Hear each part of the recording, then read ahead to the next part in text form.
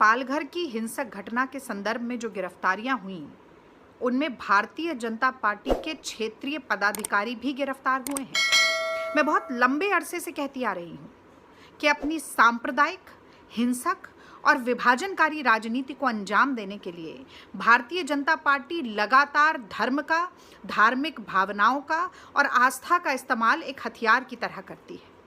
RSS असल में rumour spreading society है, जो अफवाहों को फैलाकर भ्रामक जानकारियों का प्रचार और प्रसार करके सामाजिक समरसता को लगातार छिन्न भिन्न करने में प्रयासरत रहती है। अगर ये लोग डिवाइड नहीं करेंगे तो रूल कैसे कर पाएंगे?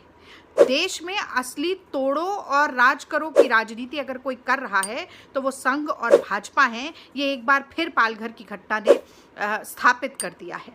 मैं ये भी कहना चाहूँगी कि इन लोगों ने बहुत ही तेज़ी से, समझदारी से अपने लोगों को, अपनी जैसी वैमनस्यकारी विचारधारा वाले लोगों को न्यूज़ मीडिया में भी प्लांट कर रखा है।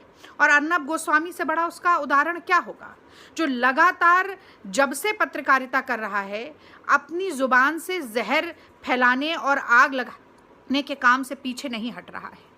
क्या क्या नहीं कहा सोनिया गांधी जी के बारे में, इतनी निम्न स्तरीय भाषा का प्रयोग किया, अपमानजनक शब्द कहे, लेकिन पासा तो पलट गया क्योंकि अर्नब गोस्वामी की ही इतनी थू-थू हुई और उस थू-थू की झेप को मिटाने के लिए ये पूरी कहानी गढ़ ली गई अटैक की।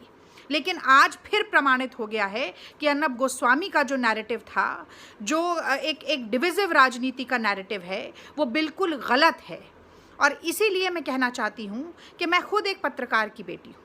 मेरे पिताजी ने जीवन भर मुझे सिखाया कि एक पत्रकार की कलम केवल लिखने के लिए झुकती है, लेकिन अर्नब गोस्वामी जैसे पत्रकारों की न सिर्फ कलम बल्कि इनकी रीढ़ की हड्डी भी पूरी तरह से सत्ताधारियों के आगे झुक के नतमस्तक हो गई है।